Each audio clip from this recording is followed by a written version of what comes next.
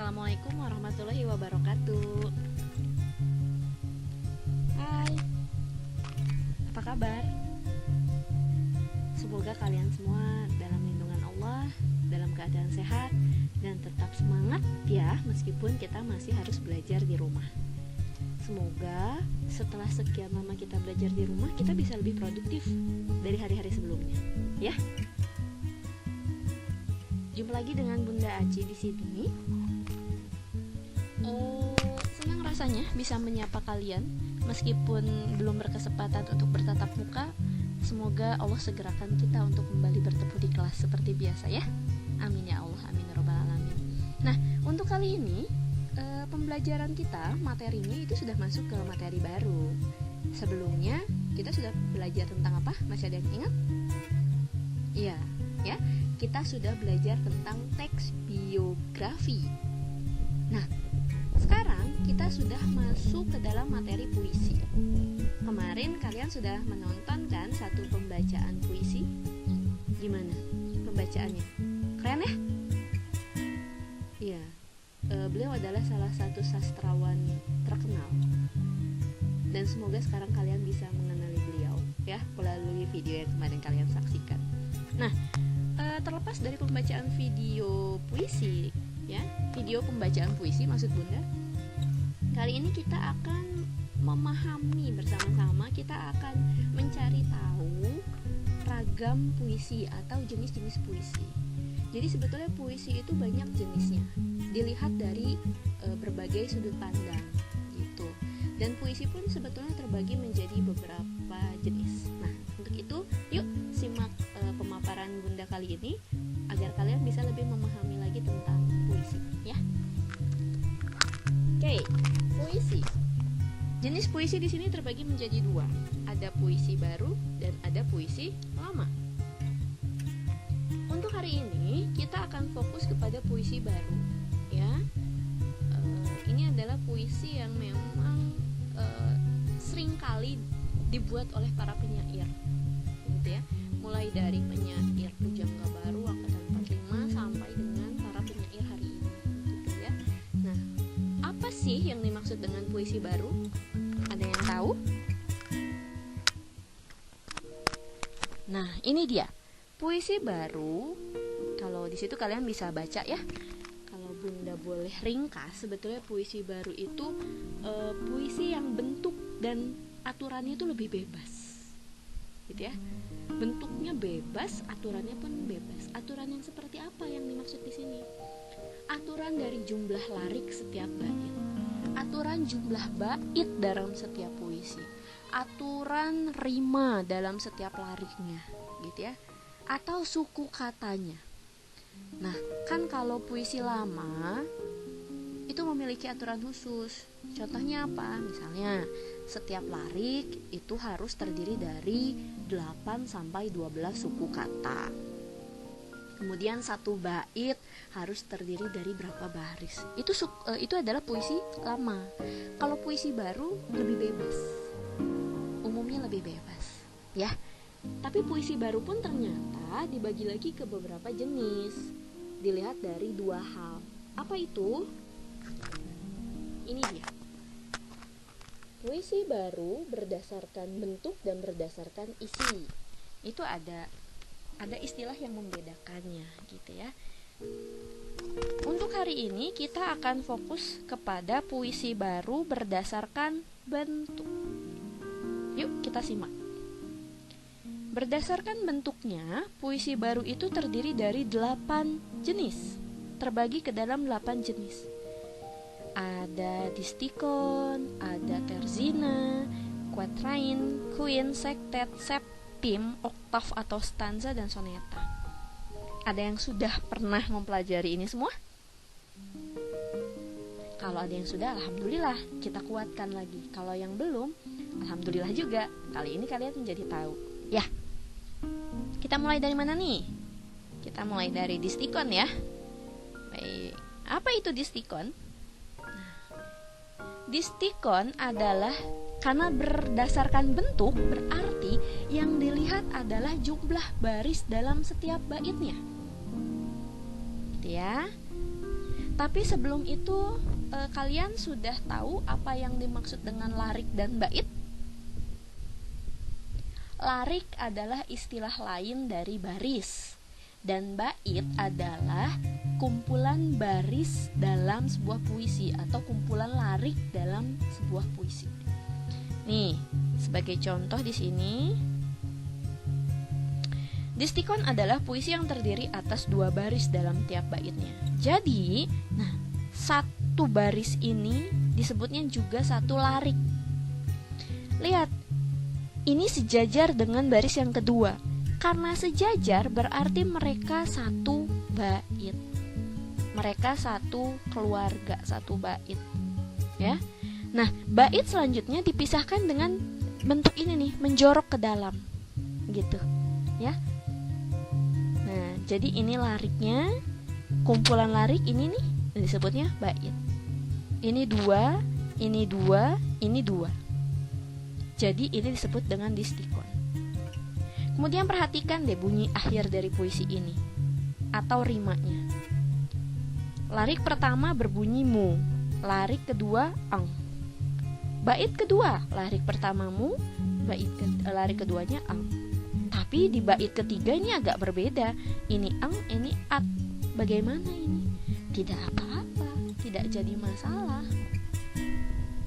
Jadi dalam satu puisi, setiap baitnya bisa saja memiliki rima yang berbeda-beda. Kalau sama, ya nggak apa-apa juga, gitu ya. Jadi kalau semuanya rimanya sama, ya nggak apa-apa. Beda, nggak apa-apa juga. Kan tadi puisi baru itu puisi yang bentuknya bebas, gitu ya. Lalu ini sudah distikon. Berarti kalian dari sini bisa menyimpulkan dong, bentukan ini dilihat berdasarkan apanya? Iya betul, berdasarkan larik dalam setiap baitnya. Kalau terzina berarti kira-kira berapa larik dalam setiap bait? Nah, terzina memiliki 3 baris dalam setiap baitnya. 1, 2, 3. 1, 2, 3. 1, 2, 3. Berarti ini disebut dengan terzina. Ya. Lalu kalau kuatrain apa? Ada yang bisa tebak? Nah, kalau kuatrain adalah puisi yang terdiri atas 4 baris dalam setiap bait. 1, 2, 3, 4. 1, 2, 3, 4. Oke, itu kuatrain. Lalu kalau queen, pasti bisa nebak lah. Berapa? Iya, ya, terdiri atas 5 baris dalam setiap baitnya atau 5 larik dalam setiap baitnya. Tapi Bun, ini hanya ada 1 bait, Bun. Ya nggak apa-apa.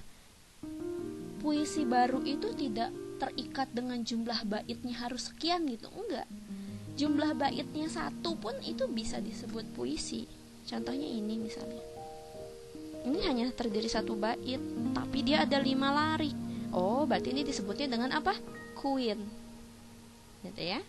Jadi meskipun terdiri dari 1 bait, kalau yang namanya puisi ya puisi aja, nggak apa-apa. Kalau sektet, kalau sektet terdiri di atas 6 baris. 1, 2, 3, 4, 5, 6 ya. Lalu bagaimana dengan septim? Kalau septim terdiri atas 7 baris. 1, 2, 3, 4, 5, 6, 7. Nah, di sini Bun, ini 1 larik tapi hanya terdiri dari 1 kata. Ya tidak apa-apa. Kan suku kata dalam setiap lariknya tidak dibatasi. Jadi meskipun 1 larik hanya 1 kata, dia tetap dianggap 1 larik. Gitu ya. Ini ibu. Udah, ya tetap saja ini 1 larik. Gitu ya. Oke, kita lanjut ke oktav atau stanza. Kira-kira ini terdiri dari berapa baris? Betul, 8. Nih ya, 1, 2, 3, 4, 5, 6, 7, 8. Ya, ini disebut dengan oktav atau stanza.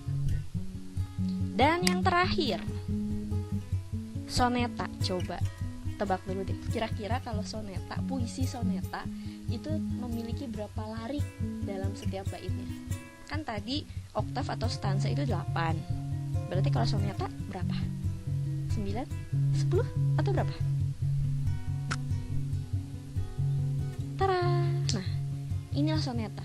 Soneta agak berbeda dari 7 puisi yang lain tadi, ya, dibandingkan distikon, terzina, quatrain, queen gitu ya. Soneta memiliki ciri tersendiri. Apa? Terdiri atas 14 baris. 14 baris ini terbagi lagi menjadi 2. Maksudnya bagaimana? Nih, 2 bait pertama itu masing-masing terdiri dari 4 baris atau 4 larik. 2 bait kedua masing-masing 3 baris atau 3 larik. Paham? Kemudian untuk rimanya bagaimana? Nah, rima bait pertama itu sama dengan rima bait kedua. Dan rima bait ketiga sama dengan rima bait keempat. Tergambar nggak kira-kira soneta seperti apa? Mau tahu contohnya? Ini. Nah, inilah contoh dari soneta. Nih, lihat. Ini bait pertama, ini bait kedua, ini bait ketiga, dan ini bait keempat. Lihat, bait pertama terdiri dari 4 baris atau 4 larik? Iya.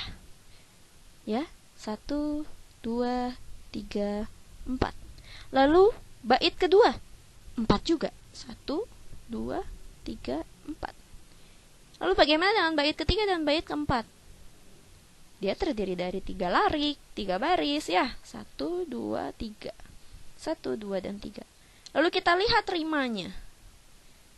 Bait pertama apakah sama dengan bait kedua? Coba lihat, ini akhirannya i, ang, i. I ini disebutnya A karena bunyi yang pertama, ang karena bunyi kedua jadi B, ini bunyi ketiga tapi sama dengan bunyi kedua berarti tetap B. Ini yang keempat tapi bunyinya sama seperti yang pertama, berarti ini A. Jadi rimanya adalah A, B, B, A. Lalu bagaimana dengan bait kedua? I sama? Sama. Ang, ang, I. Jadi sama ya, A, B, B, A. Lalu bagaimana dengan bait ketiga? Nih, bait ketiga akhirannya ini I, A ya. Dia bunyinya sama nih dengan bunyi pertama, makanya masih menggunakan huruf A gitu ya. I, ini apa? Lari ke duanya. Akhirannya juga I, sama ya, I. Jadi bunyinya A, A. Nah, lalu bagaimana ini? Lah, Bun, ini mah enggak akhirannya I. Katanya bait ketiga sama bait keempat rimanya sama. Sama dalam artian apa? Memiliki bentukan yang sama dalam baitnya. I. Nah, berarti bait kesini juga ini bisa aja I. Nanti di sini I. Tapi di sini karena di sini an, ya nggak apa-apa. Tapi ke bawahnya juga harus an. Tuhan, kelebihan, kebaikan. Lalu kenapa pakai C? Karena bunyi an tidak ada sebelumnya. Di bait sebelum-sebelumnya nggak ada, baru muncul. Berarti dia bunyi ketiga yang muncul. Berarti pakai huruf C gitu. Ya. Itu untuk contoh soneta anak-anak. Kira-kira penjelasan Bunda sampai di sini bisa dipahami tidak? Insya Allah Bunda percaya sama kalian semua pasti mampu memahaminya dengan sangat baik. Nah, ini penjelasan dari Bunda yang bisa Bunda sampaikan untuk jenis-jenis puisi baru berdasarkan bentuknya. Ya, silahkan kalian pahami dulu, kalian cerna dulu baik-baik, coba buka referensi lain, buka buku, cari sumber di internet, cari contoh gitu untuk membandingkan. Oh iya, distikon ini seperti ini, atau contoh lainnya gitu, untuk kalian pelajari ya. Kita pelan-pelan aja, jangan terlalu cepat, yang penting kalian paham. Oke, itu yang bisa Bunda sampaikan. Di pertemuan selanjutnya Bunda akan bahas puisi baru berdasarkan isinya. Terima kasih atas perhatian kalian. Semoga bermanfaat. Wassalamualaikum warahmatullahi wabarakatuh.